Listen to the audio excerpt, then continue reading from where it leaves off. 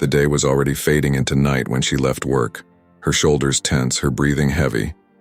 All she wanted was to get home, kick off her tight shoes, and forget about the hectic day.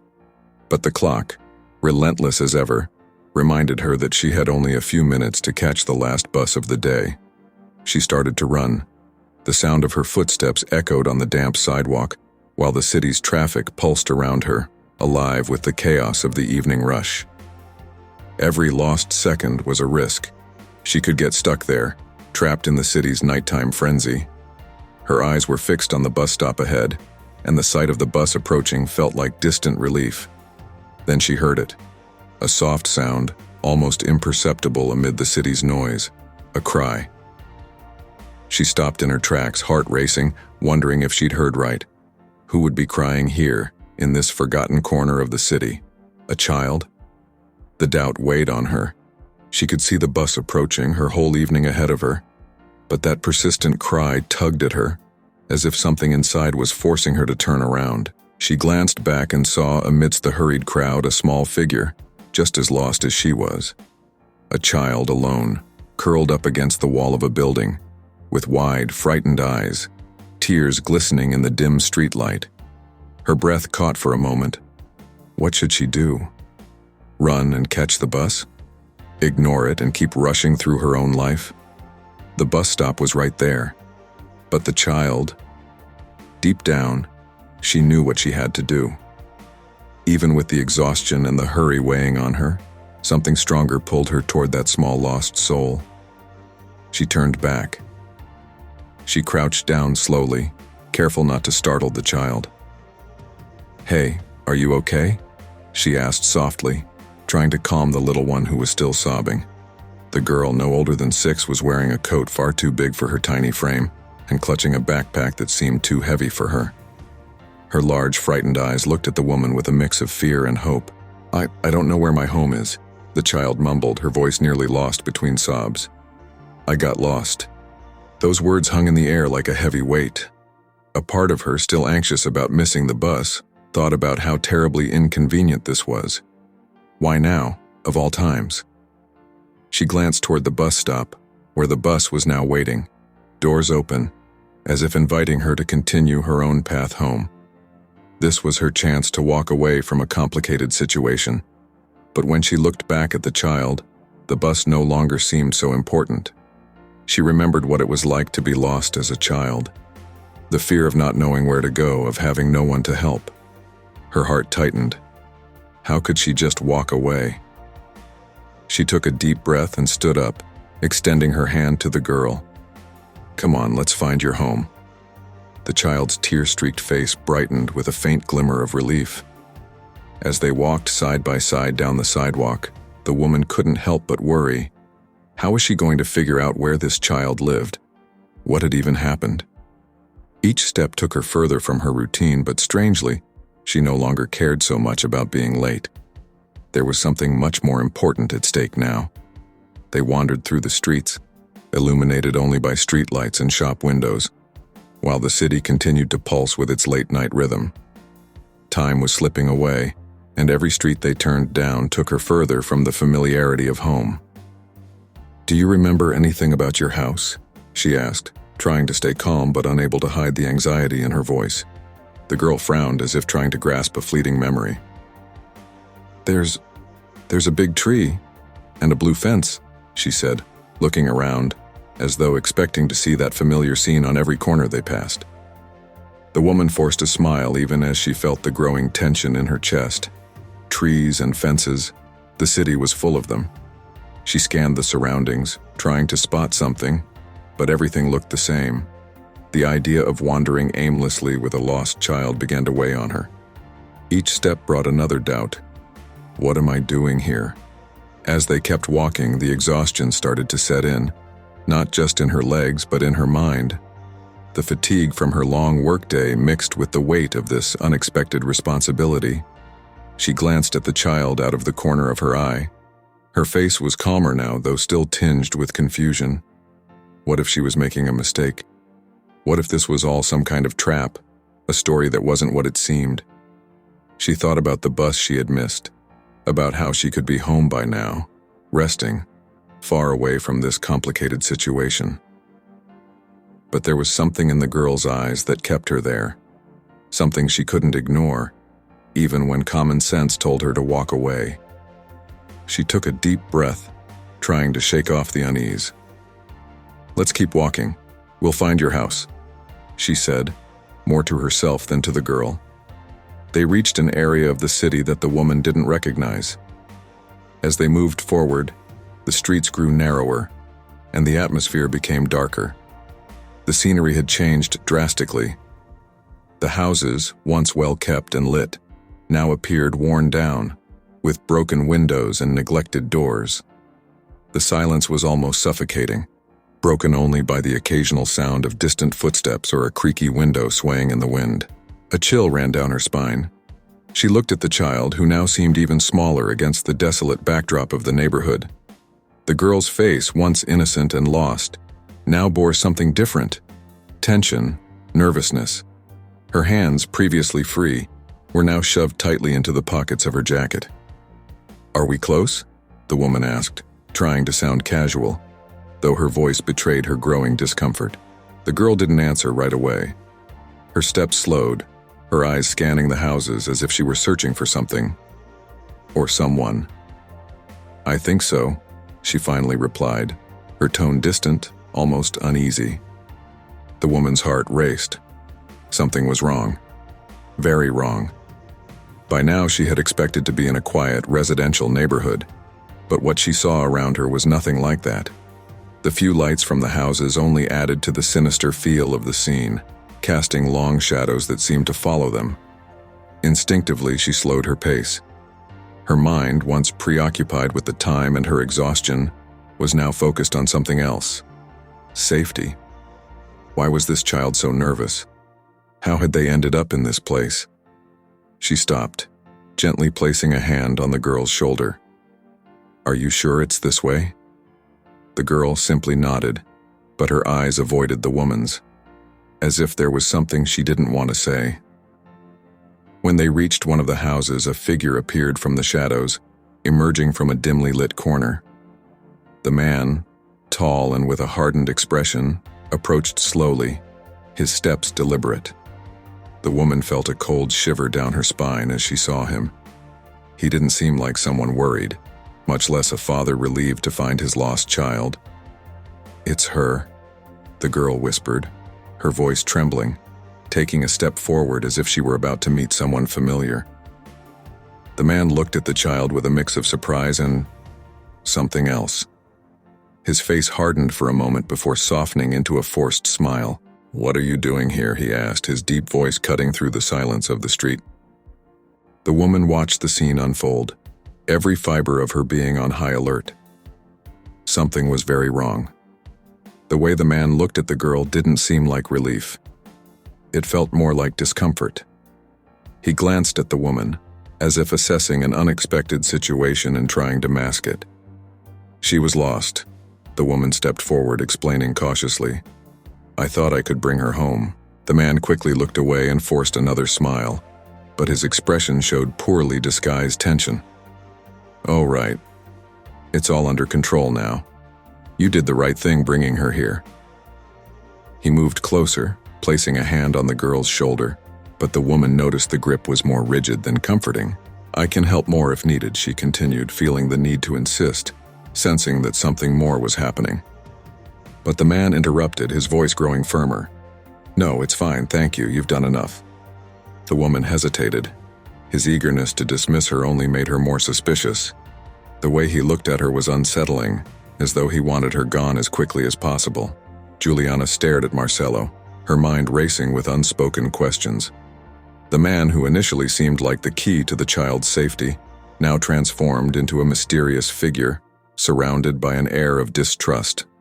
With a firm voice, she decided she couldn't allow herself to be intimidated. "Where is her family's house?" she asked, trying to catch any slip in his words. Marcelo hesitated, his eyes scanning the empty street around them. "She doesn't live here. She's just a friend." The statement was simple, but Juliana's instinct screamed in alarm. "If she doesn't live here, why were you waiting for her? What's going on?" Marcelo, realizing he was being cornered, cast a furtive glance at the child who stepped back, gripping Juliana's hand tightly. "Look, you don't understand. The situation is more complicated than it seems." Juliana felt a chill run through her. "Explain, what do you mean by complicated?" He took a deep breath, the tension between them growing. "This girl, she's involved in something much bigger than you can imagine. There are people looking for her, and they're not just friends or family." Juliana's heart raced. A sense of immediate danger enveloped her. "What do you mean by that?" "There are people who want to silence her, and I'm here to protect her. But you need to understand that you can't just take her away." Marcelo's voice now carried a sense of urgency, revealing a layer of desperation. The revelation hit her like a blow. What had started as a simple act of kindness had now dragged her into a situation she could never have predicted. Now, it wasn't just the child's safety at stake, but Juliana's own life as well. Juliana felt the weight of her decision pressing on her chest. The atmosphere around her was stifling, and each second beside Marcelo felt like an imminent threat. She looked at the child, whose face was now pale and frightened, and she knew she couldn't waste any more time. She needed to get her out of there. "Let's go. I'm going to take you somewhere else," she whispered, trying to keep her voice calm as she took a step back, hoping not to raise suspicion. But Marcelo noticed the movement. His once avoidant eyes locked onto her with a disturbing intensity. "Wait, where do you think you're going? You can't just leave." Juliana forced a fake smile, trying to hide her urgency. "I think it would be best if I took her to the police. They'll know what to do, and you'll be safe too."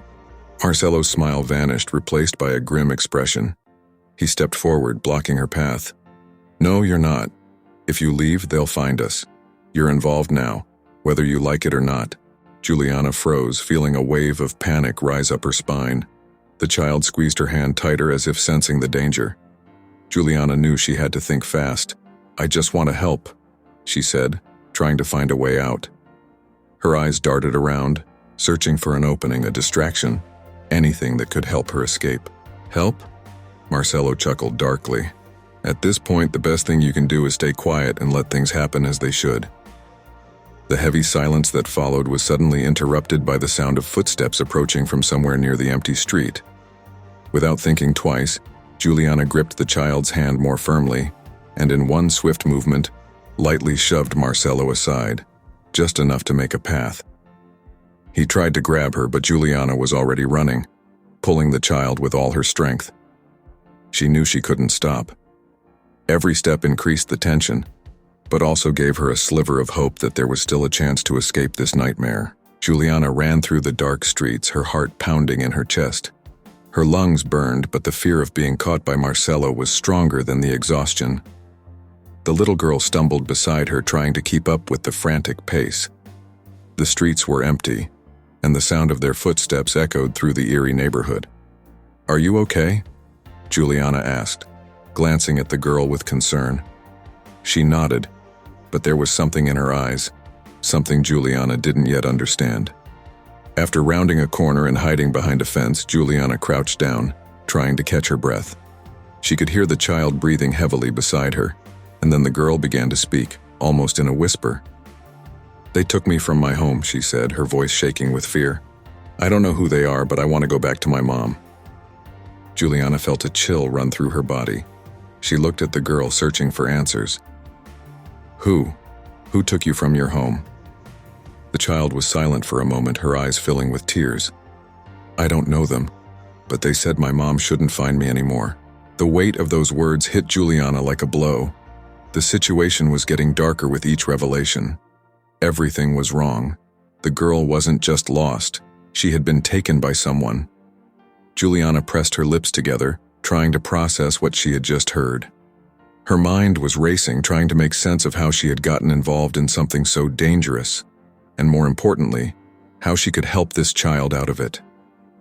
A crushing sense of responsibility washed over her. She couldn't just leave her. She was in too deep now. Something was terribly wrong with this story, and Juliana knew that somehow she had to help the girl find her way back home, away from the shadows surrounding her. "Let's get out of here," she whispered, determined. And with that, fear gave way to certainty. She wouldn't give up until she uncovered the whole truth. Juliana knew she couldn't keep running. Marcelo was getting closer, and the desperation in the girl's eyes reminded her that fleeing wouldn't be enough. She would have to face him now. They were in a dead-end alley. The sound of Marcelo's footsteps echoed down the empty street, and Juliana's stomach churned with fear. She looked around, trying to find something she could use to her advantage, but there was nothing but damp walls and trash scattered on the ground. The only weapon she had was her wits. "Don't worry," she whispered to the girl, who was staring up at her with wide, trusting eyes despite the fear. Juliana stood up, trying to appear calmer than she felt. When Marcelo finally appeared at the corner of the alley, his face was tinged with restrained fury.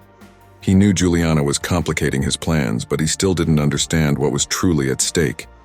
"Give me the child, Juliana," he said, his voice low and threatening. "This isn't your concern." "And what are you going to do with her?" Juliana replied, trying to keep her voice steady as she shielded the girl behind her. "I'm not going to let you take her back to whatever you've planned." Marcelo stepped forward and Juliana backed away, trying to keep the girl safe. But he was quick. Suddenly, his arm was gripping her tightly, shoving her against the wall. The pain in her shoulder was immediate, but Juliana fought to stay clear-headed. At that moment, she knew she had no choice. With a quick movement, Juliana pretended to surrender, lowering her arms. When he loosened his grip, she took advantage of the momentary lapse and pushed him with all her strength, knocking him to the ground. Without thinking, she grabbed the girl's hand and ran toward the only exit, knowing she was risking everything. Behind them, Marcelo was recovering, furious. But Juliana knew this was her chance. Juliana and the girl ran through the dark streets as if the night itself were swallowing them. The cold air cut their faces, and the sound of their footsteps seemed deafening in the unsettling silence that blanketed the deserted neighborhood. Juliana's heart pounded in her chest, but she couldn't stop. Marcelo was behind them, and she knew that any mistake could be fatal. The girl was stumbling from exhaustion, but Juliana kept pulling her, holding her hand firmly so they wouldn't be separated. Fear drove them forward, even though each step was harder than the last. The flickering lights of an old abandoned building loomed ahead, and Juliana saw an opportunity to hide. They rounded a corner, slipped through a half-open door, and threw themselves inside the dark building. Both were panting, their bodies trembling. Juliana leaned against the cold, dirty wall, pulling the girl close to her. There in the dark, far from the streets, the silence seemed deafening. The girl's heavy breathing was the only sound breaking the tension. Juliana closed her eyes for a moment, trying to gather her thoughts. Why hadn't she just gone her way that night? The last bus might still be there, far from all this mess. But then, the child's crying echoed in her mind. She knew there was no going back. Yes, she was in a dangerous situation, but now she had a bigger responsibility. Giving up wasn't an option. Juliana looked at the girl, who stared back at her with wide, expectant eyes. She knew she had to keep hope alive, even though she was at the edge of her strength. "We're going to get through this," she whispered, more to herself than to the child. Still panting, Juliana grabbed her phone and hesitated for a second. Who could help her? She scrolled through the contacts until she stopped at a familiar name. Leandro. They hadn't spoken in years, but he had always been someone she could trust. She remembered that he had recently moved to this neighborhood, and without thinking much, she called. The phone rang 3 times before a sleepy voice answered. "Hello?" "Leandro, it's me, Juliana. I need help now. I don't have time to explain everything, but I'm with a child and we're in danger. Are you home?" He took a moment to process her words, but the seriousness in her voice woke him up. "I am. Where are you?" Juliana gave him directions, trying to keep the tremor out of her voice. In less than 10 minutes, Leandro showed up at the door of the abandoned building, his eyes alert and a worried expression on his face. Without asking questions, he helped take the girl to his apartment, a modest place just a few blocks away. The warmth of his home contrasted with the chaos Juliana felt inside. While the girl slept on the couch, Leandro and Juliana sat at the small kitchen table. She finally explained everything that had happened: the confrontation with the man, the child's disappearance, and the growing fear that was consuming her. Leandro, always calm and logical, began to sketch out a plan. Here's what we'll do. I know someone in the police who can help. We'll make sure she's safe.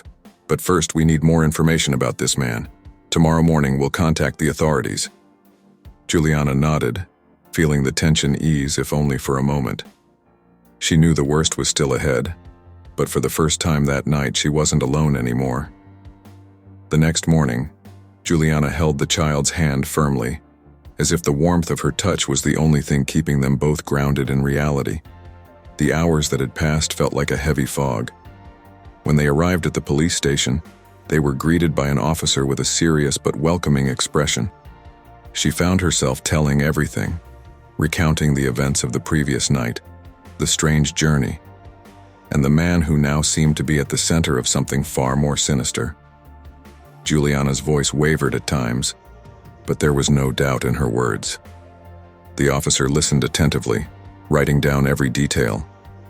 When she finished, he looked at the child and with a soft tone said, "You're safe now. We'll figure this out." As the process began, Juliana felt a mix of relief and exhaustion.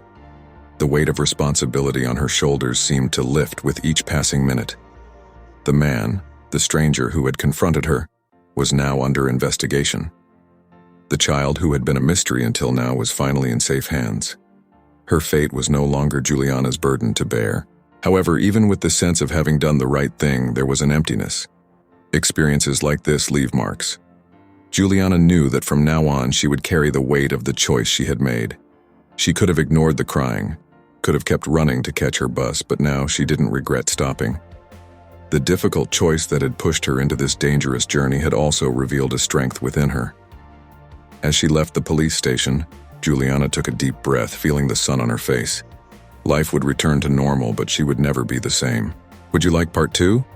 Comment below part 2, and if you like this story, don't forget to like and subscribe to the channel, and press the bell icon so you don't miss any stories like this.